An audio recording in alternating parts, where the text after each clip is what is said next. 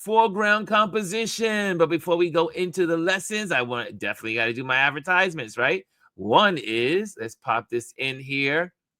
And if you are here, make sure you go to my website, go to ronlouisphotos.com and sign up for the email. So that way, if I put out a newsletter or just want to stay in communication with you or new things are happening, I can send it to you by email.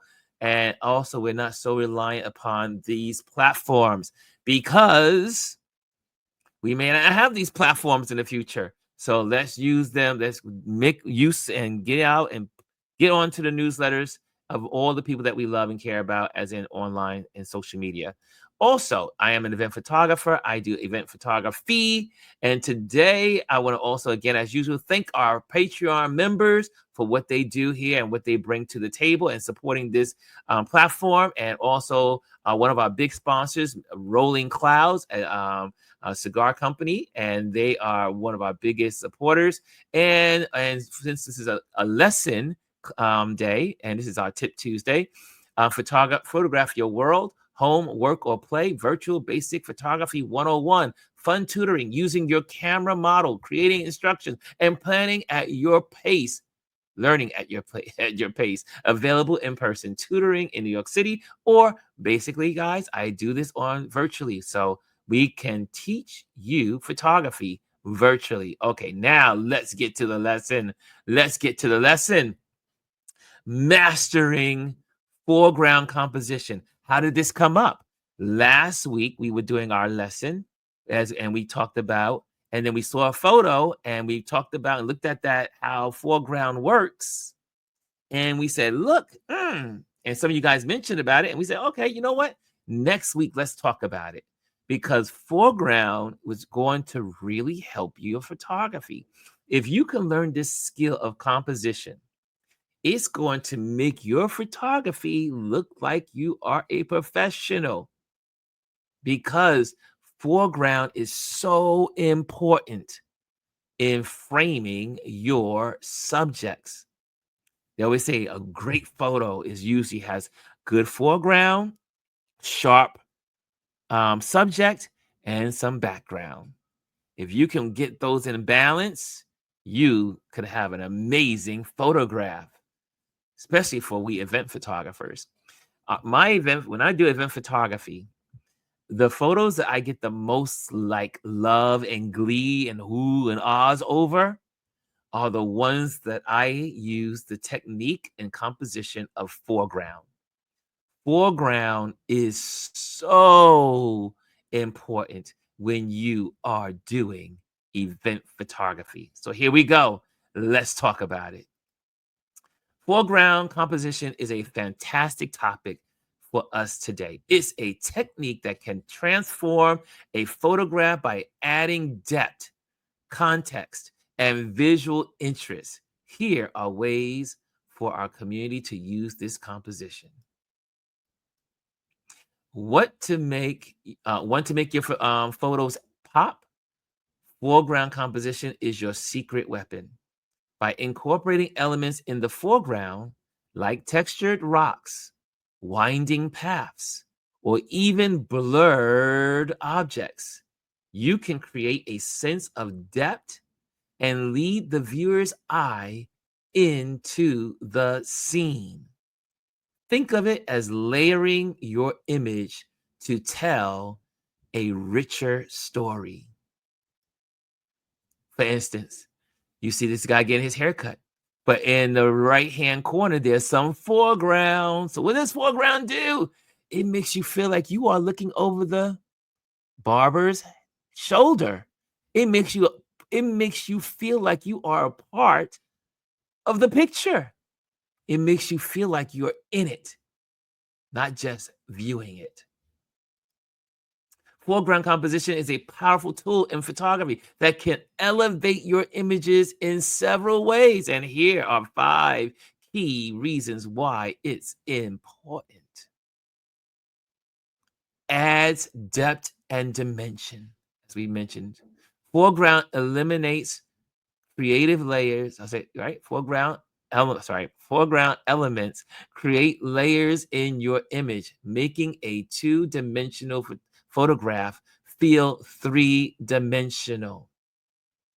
This enhances the viewer's sense of immersion and spatial awareness.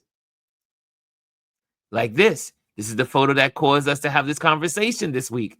We had this one last week, and then I showed you some work and what I was photographing. But see the head of this person on the left side. It makes you feel like you are a part of the scene, like you are getting like a secret look of it. You are a part. You're like, oh, I'm here. There you go. There you go. Here's another reason. Guides the viewer's eye. Strategic use of foreground elements can lead the viewer's gaze toward the main subject, creating a visual pathway that enhances the storytelling of your image. G says, I often look for the foreground elements before composing my image. That's from a photographer in the building. That's from a fellow photographer in the building. Yes, right. We look for it. When we are doing photography, especially again, I mentioned as an event photographer, I am looking for things that I can feel like I'm behind and I'm hiding behind. And in a sense, I'm usually doing that anyway because I don't want to be in your face as the event photographer. I like to blend into the scene. Usually I'm wearing black. So that people don't see me. Like I would never wear all these stripes as a event photographer. I'm wearing black so I can blend in. But I'm usually hiding behind columns. I'm usually behind bushes. I'm behind trees. I'm behind books. I'm behind different things. And then I use some of those objects because they match what I'm trying to tell. How I'm trying to tell the story. Like, here's an example. Like you see these flowers. Now you can see there's a slight haze. That's because the photographer is focused on the beautiful purple plants there. But in front of the photographer, between that focus point and the photographer's camera, there are also more of those ragweeds, what do you want to call them, brush. And by focusing on the ragweed, the ragweed, he's also using, or she is using the purple to blend into the foreground to make you feel like you are in that bush or you're like among all of the weeds looking at these couple of weeds sticking up, right? Roland, another photographer, says those foreground elements can also frame your subject. We're going to go there. Provides context. Foreground elements can offer clues about the environment or setting, enriching the narrative and helping the viewer connect with the scene. Right? You connect with the scene. Like here, like Anthony just said, you can use it to frame your subject. You see here, there's foreground all around the bunny. All around the bunny is a foreground. Foreground can be used to frame your subject. Can y'all see that? Look at that bunny. Isn't the bunny cute? But it's more cute because it's framed nicely. Look at the softness around the bunny or the hair. Creates balance and harmony. Incorporate foreground elements can balance the composition, ensuring the image feels cohesive and visually appealing. Like that bunny, how beautiful that bunny looks in the green. It makes it more appealing. Here's one that we use. Here's a foreground. Woman's looking, but now you take the person that's sitting in front of the person, use the head and let it blur out and it makes it soft also. Look how soft. And then you get the sharp image, right? It anchors the photo. Also, enhances emotional impact. Foreground elements can evoke emotions by adding texture, scale, or intimacy to the scene, making the photograph more engaging and memorable. Look at that. Look at that. Using the lights. Using the lights. You're focused on the individual. How do we do that also if you're using remember we learned these techniques 2 weeks in a row. Make sure if you're using your smartphone that you use your finger to focus on the person's eye, right? Tap the eye. The camera on your smartphone is going to focus on the eye, and then it's going to blur out everything around it and create foreground. If you use foreground, that's how you get that nice softness. Take your finger, pop it on your subject, and then watch your camera automatically adjust the focus point, and then the edges around the subject will become soft. Now, we do something similar with the big cameras. The big cameras, we go in, we can change what we call our f-stops. So we can, the larger the f-stop number, the clearer or the more clear it is as you go out from the center of where the subject is. So we bring our f-stops down so that way everything else around the frame starts to soften up, right? So when we have these little big guys here, we use our f-stops. We use our f-stops to create those beautiful foregrounds. Anthony says, those battery-powered lights are a fun, cheap photo hack. Yes, they are. Yes, they are. They are a hack to make your photo look good. Also brings lighting onto your subject. And they only cost about $5, $10. Yeah, at the craft shop. Here you go. Another picture. A little bit of foreground. This one you have a good foreground, you got good background. And in the middle is the paintbrush. That is the subject. Again, the young man, he's studying using the computer, but they use the photographer used the back of another computer, the monitor, as a foreground to frame the young man, right? To frame the young man.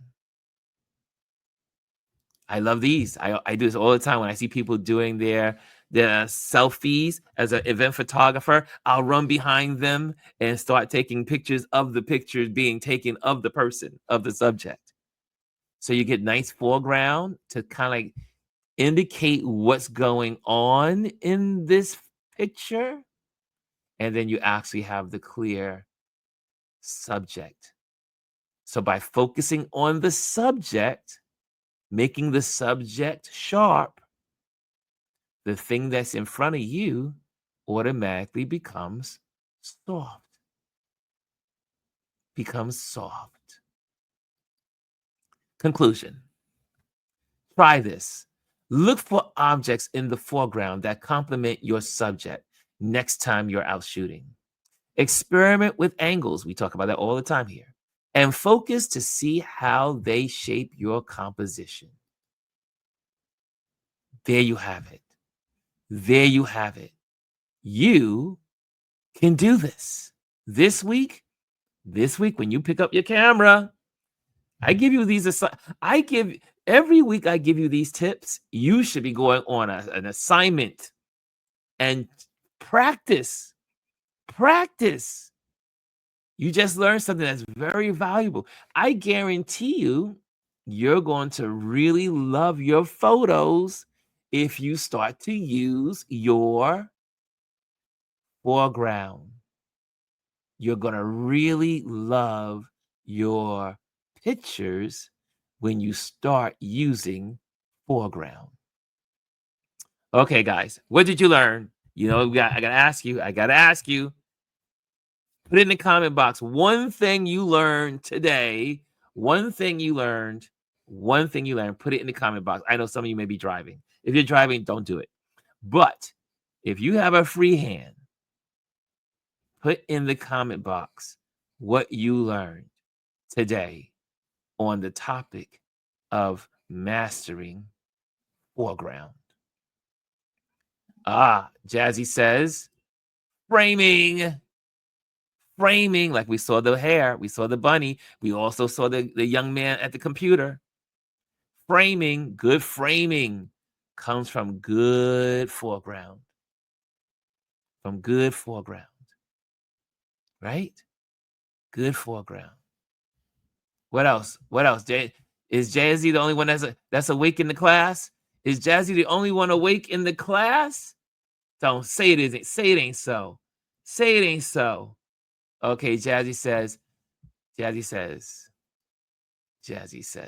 that was really interesting because I didn't think about it in that way. See? That's why we here. That's why. Well, I hope. Look, we talk news, we talk a lot of stuff. But at the end of the day, I want you to become better photographers. Here it is. Aya says, foreground adds depth and dimension to photos. Thank you, Aya. Thank you. There's some folks that are alive.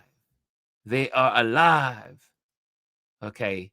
Now, I'm going to also transition this conversation to, I want to share this with you because you'll see that on the Patreon page this week, and on our Tip Tuesday, this is a photo I took.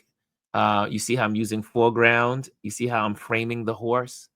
This photo was taken while I was in North Carolina in the mountains, in Asheville, North Carolina, the year before they had the floodings and stuff.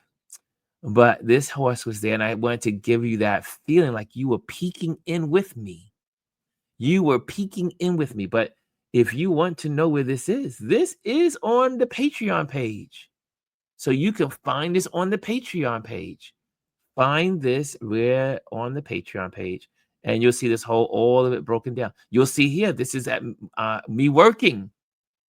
I'm working on a project with a client. So I am an event photographer. That's what I do. So my client, I'm photographing. So you see how I make this person, I make the event come alive by using foreground and connecting them together. But yet she's the one, she's my subject. Why? Because as a event photographer, I am trying to capture emotions. I want smiles. I want laughters. I want my clients, when they post these photos, and my clients want their constituents or people that did not make it to the event to feel the event in every photo that I photograph for them. Because it does them no good for me to take photos just like, just a person. They want me to isolate expression, emotion, but I do it better with foreground, right? So you can read this in your Patreon. You already got this at 1:00 in the morning. Also, there's some reference sources on this one. So you can go to some of these stories, lessons that are that have been, because this was I call it sourced. So I got a lot of information from other sources to put this together. But here you have it. There you have it. Guys, this is why you are part of the Patreon community. If you're not, become one. If you are a free Patreon member, become a paid Patreon member. I'm using April as Patreon month, so I would love to see more people support what we do here because it costs money to be here. So become a Patreon member, or if you are a free member, support and step it up. I think it's worth $3, at least $3 a month. I think it's worth $3 a month. What we do here, at least. Okay, just saying, just saying. Anthony says Foreground can either tell the story or turn the story into a mystery. Ooh, I like the way you said that, Roland. Yes, yes, right? Foreground can either tell the story or turn the story into a mystery. Janice says, thanks, Ron. Thanks, Ron. Okay, guys. If you enjoy this, put some hearts up. If you enjoyed it, put some hearts up. That's an easy one to do. But we're going to end it here. It is time to let you guys go. Most of our shows are between 12 and 1 o'clock. It's between 12 and 12:30. So we in around those times. As long as I get you out by 12:30, I'm a happy person. And so, guys, have a great day. I hope you take out your smartphone today. If you're in the office, take a picture of one of your coworkers behind the cubicle and just use the cubicle as foreground. Or if you're out in the street and you go out for lunch and you see people walking, kind of like frame them around some tree branches, some bushes. Or if you're sitting at the table getting ready to have a meal, you can take a picture of them, but use the glass and the plates as foreground. Go on a foreground scavenger hunt today and this week as you improve your photography. Okay, guys, thank you so much for joining me. And I will see you tomorrow. We're going to have a great time tomorrow as we normally do. But, guys, enjoy your day. Love you. And thank you for joining us. Thank you so much. Hello, and thank you for joining us today. Make sure you hit the like, the subscribe, and leave a comment on this video.